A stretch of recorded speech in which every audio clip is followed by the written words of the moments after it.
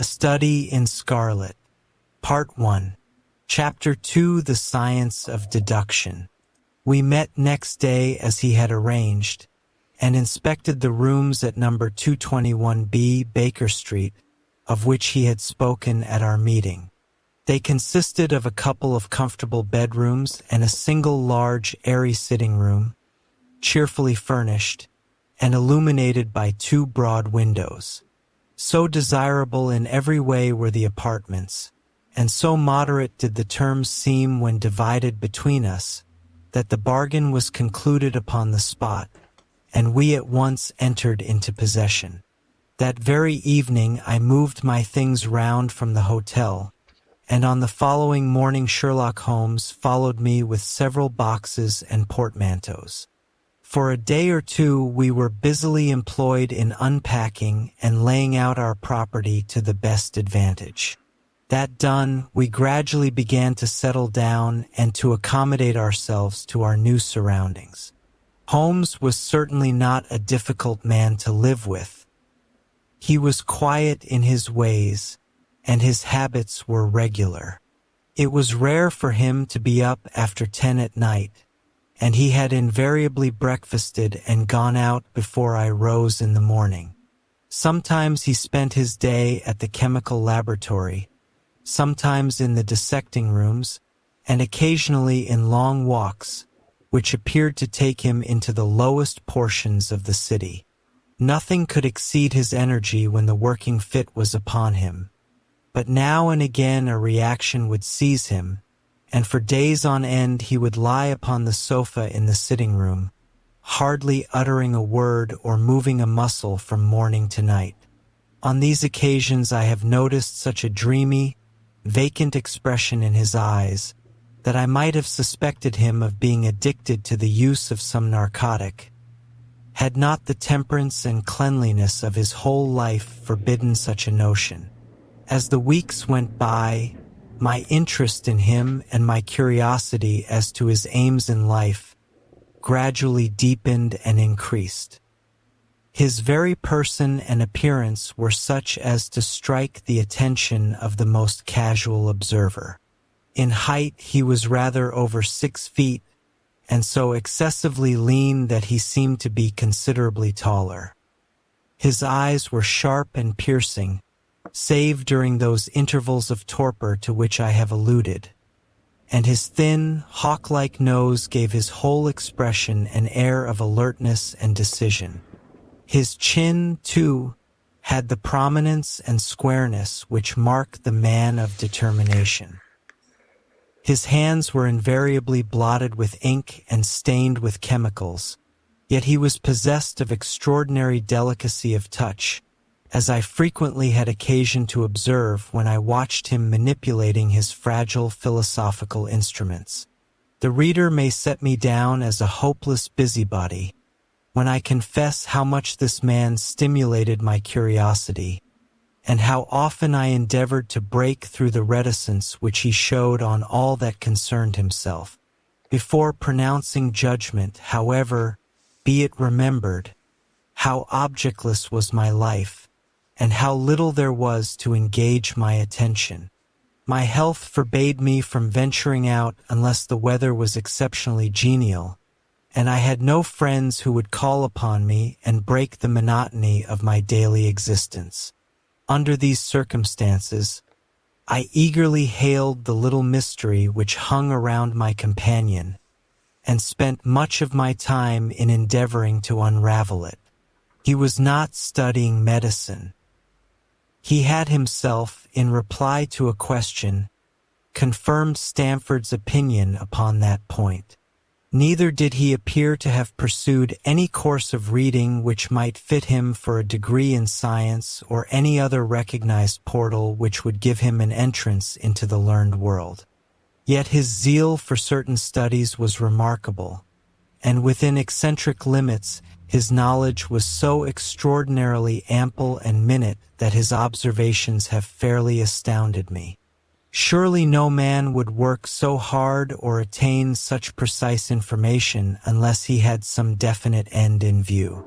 Desultory readers are seldom remarkable for the exactness of their learning. No man burdens his mind with small matters unless he has some very good reason for doing so. His ignorance was as remarkable as his knowledge. Of contemporary literature, philosophy, and politics he appeared to know next to nothing. Upon my quoting Thomas Carlyle, he inquired in the naivest way who he might be and what he had done.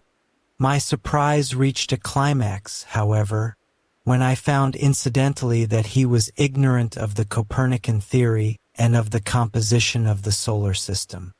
That any civilized human being in this 19th century should not be aware that the Earth traveled round the sun appeared to be to me such an extraordinary fact that I could hardly realize it. "You appear to be astonished," he said, smiling at my expression of surprise.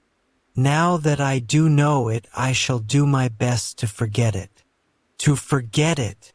You see," he explained, "I consider that a man's brain originally is like a little empty attic, and you have to stock it with such furniture as you choose. A fool takes in all the lumber of every sort that he comes across, so that the knowledge which might be useful to him gets crowded out, or at best is jumbled up with a lot of other things so that he has a difficulty in laying his hands upon it. Now the skillful workman is very careful indeed as to what he takes into his brain attic. He will have nothing but the tools which may help him in doing his work, but of these he has a large assortment, and all in the most perfect order. It is a mistake to think that that little room has elastic walls and can distend to any extent.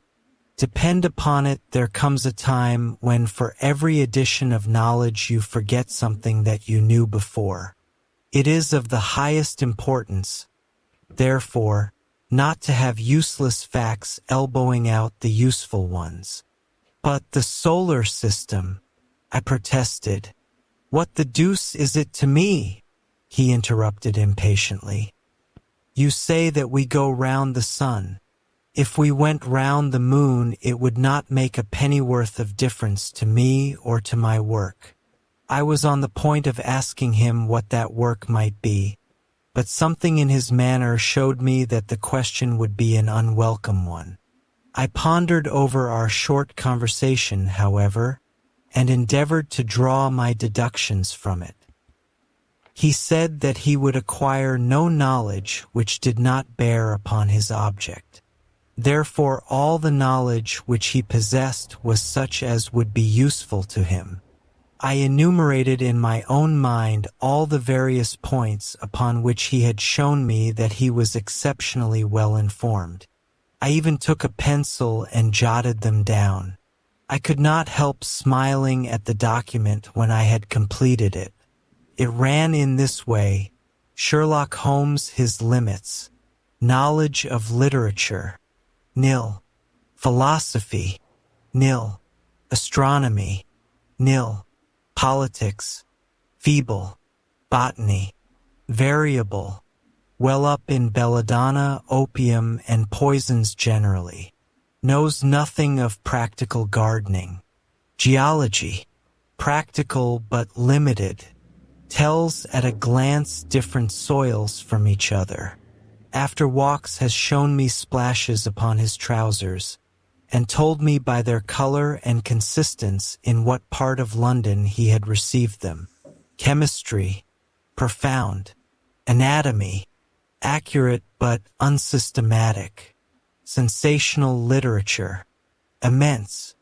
He appears to know every detail of every horror perpetrated in the century. Plays the violin well. 11. Is an expert single-stick player, boxer, and swordsman. Has a good practical knowledge of British law. When I had got so far in my list, I threw it into the fire in despair. If I can only find what the fellow is driving at by reconciling all these accomplishments and discovering a calling which needs them all, I said to myself, I may as well give up the attempt at once. I see that I have alluded above to his powers upon the violin. These were very remarkable, but as eccentric as all his other accomplishments. That he could play pieces and difficult pieces I knew well, because at my request he has played me some of Mendelssohn's Lieder and other favorites. When left to himself, however, he would seldom produce any music or attempt any recognized air. Leaning back in his armchair of an evening, he would close his eyes and scrape carelessly at the fiddle which was thrown across his knee. Sometimes the chords were sonorous and melancholy. Occasionally they were fantastic and cheerful. Clearly they reflected the thoughts which possessed him, but whether the music aided those thoughts, or whether the playing was simply the result of a whim or fancy, was more than I could determine. I might have rebelled against these exasperating solos, had it not been that he usually terminated them by playing in quick succession a whole series of my favorite airs as a slight compensation for the trial upon my patience. During the first week or so we had no callers, and I had begun to think that my companion was as friendless a man as I was myself. Presently, however, I found that he had many acquaintances, and those in the most different classes of society. There was one little sallow rat-faced, dark-eyed fellow who was introduced to me as Mr. Lestrade, and who came 3 or 4 times in a single week. One morning a young girl called, fashionably dressed, and stayed for half an hour or more. The same afternoon brought a gray-headed, seedy visitor, looking like a Jew peddler, who appeared to me to be much excited, and who was closely followed by a slipshod elderly woman. On another occasion, an old white-haired gentleman had an interview with my companion, and on another a railway porter in his velveteen uniform. When any of these nondescript individuals put in an appearance, Sherlock Holmes used to beg for the use of the sitting-room, and I would retire to my bedroom. He always apologized to me for putting me to this inconvenience. "I have to use this room as a place of business," he said, "and these people are my clients." Again I had an opportunity of asking him a point-blank question, and again my delicacy prevented me from forcing another man to confide in me. I imagined at the time that he had some strong reason for not alluding to it, but he soon dispelled the idea by coming round to the subject of his own accord. It was upon the 4th of March, as I have good reason to remember, that I rose somewhat earlier than usual, and found that Sherlock Holmes had not yet finished his breakfast. The landlady had become so accustomed to my late habits that my place had not been laid nor my coffee prepared. With the unreasonable petulance of mankind, I rang the bell and gave a curt intimation that I was ready. Then I picked up a magazine from the table and attempted to while away the time with it, while my companion munched silently at his toast. One of the articles had a pencil mark at the heading, and I naturally began to run my eye through it. Its somewhat ambitious title was The Book of Life, and it attempted to show how much an observant man might learn by an accurate and systematic examination of all that came in his way. It struck me as being a remarkable mixture of shrewdness and of absurdity. The reasoning was close and intense, but the deductions appeared to me to be far-fetched and exaggerated. The writer claimed by a momentary expression, a twitch of a muscle or a glance of an eye, to fathom a man's inmost thoughts. Deceit, according to him, was an impossibility in the case of one trained to observation and analysis. His conclusions were as infallible as so many propositions of Euclid. So startling would his results appear to the uninitiated that until they learned the processes by which he had arrived at them, they might well consider him as a necromancer. From a drop of water, said the writer. A logician could infer the possibility of an Atlantic or a Niagara without having seen or heard of one or the other. So all life is a great chain, the nature of which is known whenever we are shown a single link of it. Like all other arts, the science of deduction and analysis is one which can only be acquired by long and patient study, nor is life long enough to allow any mortal to attain the highest possible perfection in it.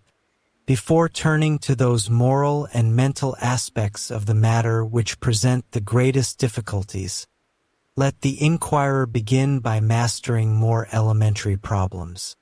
Let him, on meeting a fellow mortal, learn at a glance to distinguish the history of the man, and the trade or profession to which he belongs.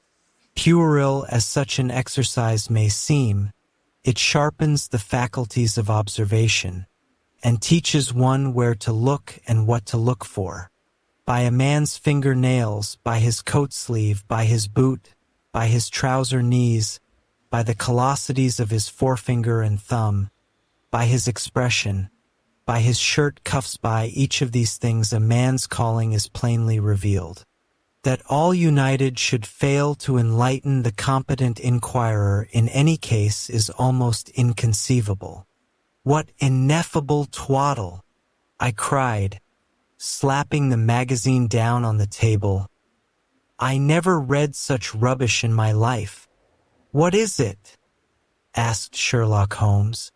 Why, this article, I said, pointing at it with my egg spoon as I sat down to my breakfast. I see that you have read it since you have marked it. I don't deny that it is smartly written. It irritates me, though. It is evidently the theory of some armchair lounger who evolves all these neat little paradoxes in the seclusion of his own study. It is not practical. I should like to see him clapped down in a third-class carriage on the Underground and asked to give the trades of all his fellow travelers. I would lay 1,000 to 1 against him. You would lose your money, Sherlock Holmes remarked calmly. As for the article, I wrote it myself. You? Yes, I have a turn both for observation and for deduction. The theories which I have expressed there, and which appear to you to be so chimerical, are really extremely practical, so practical that I depend upon them for my bread and cheese. And how? I asked involuntarily. Well, I have a trade of my own. I suppose I am the only one in the world. I'm a consulting detective, if you can understand what that is. Here in London we have lots of government detectives and lots of private ones. When these fellows are at fault they come to me, and I manage to put them on the right scent. They lay all the evidence before me, and I am generally able, by the help of my knowledge of the history of crime, to set them straight. There is a strong family resemblance about misdeeds, and if you have all the details of 1,000 at your finger ends, it is odd if you can't unravel the 1,001st. Lestrade is a well-known detective. He got himself into a fog recently over a forgery case, and that was what brought him here. And these other people? They are mostly sent on by private inquiry agencies. They are all people who are in trouble about something and want a little enlightening. I listen to their story, they listen to my comments, and then I pocket my fee. But do you mean to say, I said, that without leaving your room you can unravel some knot which other men can make nothing of, although they have seen every detail for themselves? Quite so. I have a kind of intuition that way. Now and again a case turns up which is a little more complex. Then I have to bustle about and see things with my own eyes. You see, I have a lot of special knowledge which I apply to the problem and which facilitates matters wonderfully. Those rules of deduction laid down in that article which aroused your scorn are invaluable to me in practical work. Observation with me is second nature. You appeared to be surprised when I told you on our first meeting that you had come from Afghanistan. You were told, no doubt. Nothing of the sort. I knew you came from Afghanistan. From long habit, the train of thoughts ran so swiftly through my mind that I arrived at the conclusion without being conscious of intermediate steps. There were such steps, however. The train of reasoning ran. Here is a gentleman of a medical type, but with the air of a military man. Clearly an army doctor, then. He has just come from the tropics, for his face is dark, and that is not the natural tint of his skin, for his wrists are fair. He has undergone hardship and sickness, as his haggard face says clearly. His left arm has been injured. He holds it in a stiff and unnatural manner. Where in the tropics could an English army doctor have seen much hardship and got his arm wounded? Clearly in Afghanistan. The whole train of thought did not occupy a second. I then remarked that you came from Afghanistan, and you were astonished. It is simple enough as you explain it, I said, smiling. You remind me of Edgar Allan Poe's Dupin. I had no idea that such individuals did exist outside of stories. Sherlock Holmes rose and lit his pipe. No doubt you think that you are complimenting me in comparing me to Dupin, he observed. Now, in my opinion, Dupin was a very inferior fellow. That trick of his of breaking in on his friend's thoughts with an apropos remark after a quarter of an hour's silence is really very showy and superficial. He had some analytical genius, no doubt, but he was by no means such a phenomenon as Poe appeared to imagine. Have you read Gaboriau's works? I asked. Does Lecoq come up to your idea of a detective? Sherlock Holmes sniffed sardonically. Lecoq was a miserable bungler, he said in an angry voice. He had only one thing to recommend him, and that was his energy. That book made me positively ill. The question was how to identify an unknown prisoner. I could have done it in 24 hours. Lecoq took 6 months or so. It might be made a textbook for detectives to teach them what to avoid. I felt rather indignant at having two characters whom I had admired treated in this cavalier style. I walked over to the window and stood looking out into the busy street. This fellow may be very clever, I said to myself, but he is certainly very conceited. There are no crimes and no criminals in these days, he said querulously. What is the use of having brains in our profession? I know well that I have it in me to make my name famous. No man lives or has ever lived who has brought the same amount of study and of natural talent to the detection of crime which I have done. And what is the result? There is no crime to detect, or, at most, some bungling villainy with a motive so transparent that even a Scotland Yard official can see through it. I was still annoyed at his bumptious style of conversation. I thought it best to change the topic. I wonder what that fellow is looking for? I asked, pointing to a stalwart, plainly dressed individual who was walking slowly down the other side of the street, looking anxiously at the numbers. He had a large blue envelope in his hand and was evidently the bearer of a message. You mean the retired sergeant of Marines, said Sherlock Holmes. Brag and bounce, thought I to myself. He knows that I cannot verify his guess. The thought had hardly passed through my mind when the man whom we were watching caught sight of the number on our door and ran rapidly across the roadway. We heard a loud knock, a deep voice below, and heavy steps ascending the stair. "For Mr. Sherlock Holmes," he said, stepping into the room and handing my friend the letter. Here was an opportunity of taking the conceit out of him. He little thought of this when he made that random shot. "May I ask, my lad," I said in the blandest voice, "what your trade may be?" "Commissionaire, sir," he said gruffly. "Uniform away for repairs." "And you were?" I asked with a slightly malicious glance at my companion. "A sergeant, sir, Royal Marine Light Infantry, sir." "No answer?" "Right, sir." He clicked his heels together, raised his hand in a salute, and was gone.